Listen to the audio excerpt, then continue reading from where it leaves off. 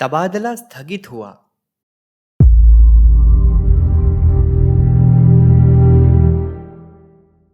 सन 1965 से मैं अखंड ज्योति का सदस्य बना।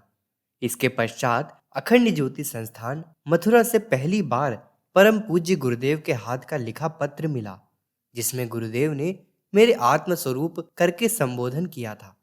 इस पत्र में इतना अपनेपन का भाव था कि मन भीग गया और 18 जून 1971 को मथुरा में गुरुदेव से दीक्षा ले ली।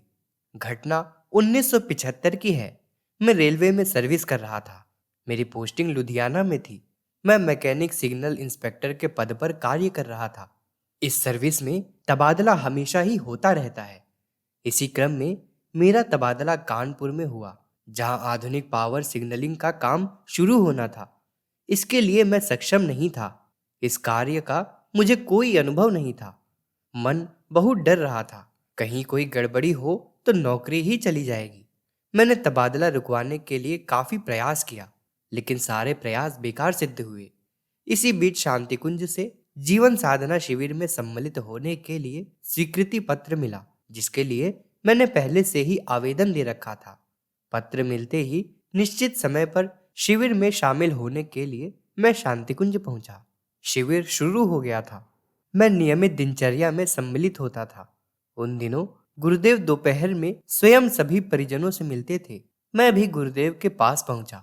कमरे में प्रवेश करते ही गुरुदेव ने बुलाकर पास बिठाया और हाल समाचार पूछे। तबादले को लेकर मेरी दुश्चिंता उनसे छिपी नहीं रही। शायद उस समय भी मेरे मुख पर चिंता के भाव थे। मैंने स्वयं अपनी समस्या के बारे में नहीं बताया। गुरुदेव ने कहा, बेटा तुम कुछ चिंतित दिखते हो, क्या बात है? मैंने बात टालने की कोशिश की, लेकिन गुरुदेव के बार बार पूछने पर मैंने बताया कि गुरुदेव, मेरा तबादला कानपुर में हो रहा है। नई सिग्नलिंग पूरी तरह इलेक्ट्रिकल है और सुरक्षा की दृष्टि से महत्वपूर्ण भी।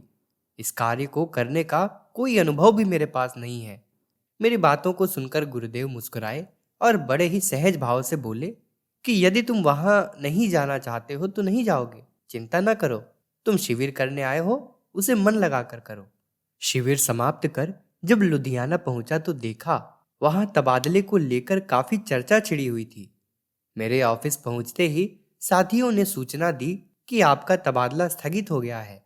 मुझे विश्वास ही नहीं हुआ। फिर साथियों ने कहा कि स्वयं चीफ सिग्नल इंजीनियर ने तबादले की लिस्ट मंगाकर आपका नाम काट दिया है। ये शब्द सुनते ही मुझे गुरुदेव का सहज भाव से दिया गया आश्वासन याद आया। तभी मैंने जाना कि सरकारी मशीनरी भी उनकी इच्छा के ही अधीन है। प्रस्तुति अनिरुद्ध श्रीवास्तव, लखनऊ, उत्तर प्रदेश। अगर आपको हमारी यह वीडियो पसंद आई हो तो इसको लाइक करें, कमेंट और शेयर ज़रूर करें।